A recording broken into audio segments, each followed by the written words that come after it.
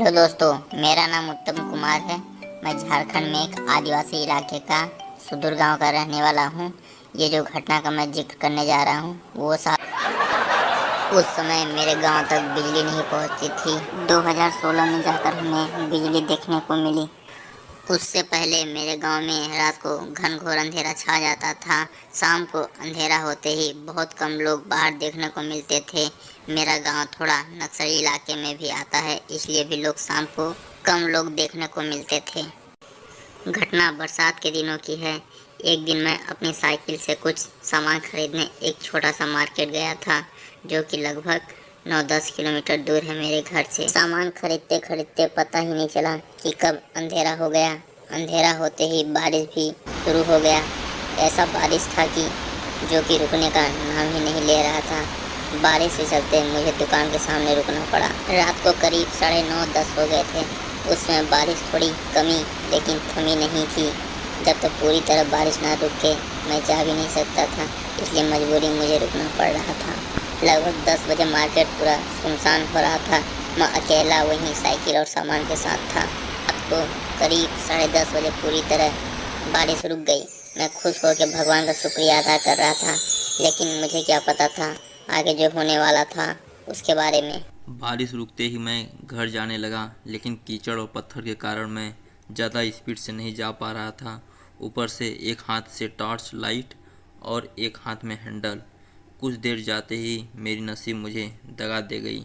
लगभग 1-2 किलोमीटर के बाद मेरी साइकिल का टायर फट गया। मेरे पास कोई और चारा नहीं था सिवाय साइकिल और सामान को ठेल कर ले जाने के लिए। बरसात के दिनों में रात के करीब 11:30 हो गए थे, जो कि काफ़ी डरावने होते हैं। मुझे भी बहुत डर लग रहा था और मुझे करीब 5-6 किलोमीटर पैदल घर जाना था।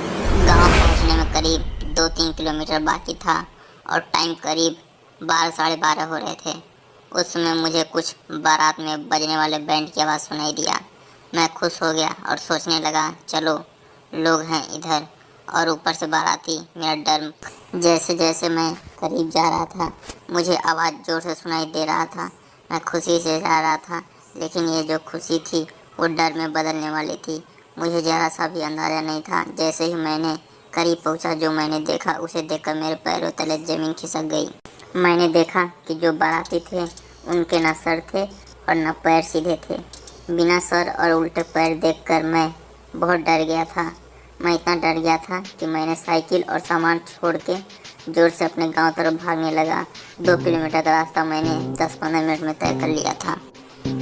घर पहुंचते ही मैंने माँ और पिताजी को सब बता दिया। वे भी सुन के हैरान हो गए। उन्होंने साइकिल और सामान के बारे में पूछा तो मैंने बताया कि मैंने डर के मारे सब छोड़कर भाग आया। फिर हमने तय किया कि सुबह जल्दी जाके देखेंगे, अगर नसीब अच्छा हुआ तो सामान और साइकिल दोनों मिल जाएंगे। फिर मैं और पिताजी दोनों सुबह सुबह गए उस जगह जहाँ मैंने सामान और साइकिल छोड़ के भागा था। वहाँ जाके देखा तो साइकिल और बिखरी हुई सामान हमें मिले। फिर पिताजी ने पूछा, कहाँ तुमने वो बिना सर और उल्टे पैर वाले भूतों को देखा था? मैं वहाँ पर उनको ले गया तो वहाँ पर हमें कुछ बड़े बड़े पैरों के निशान मिले। फिर हम लोग साइकिल को लेके घर आ गए। उस रात मेरी नसीब अच्छी थी कि मैं बच गया। उस भयानक रात को मैं कभी नहीं भूल पाऊंगा। ये थी मेरी डरावनी भूतों की कहानी। आशा करता हूँ कि आपको सुन के अच्छा लगा होगा। ऐसी ही और डरावनी कहानियाँ सुनने के लिए हमारे चैनल को लाइक, सब्सक्राइब और शेयर जरूर करें और बेल आइकन को प्रेस करना ना भूलें, ताकि हमारे हर नोटिफिकेशन का जवाब आपको मिलता रहे। धन्यवाद।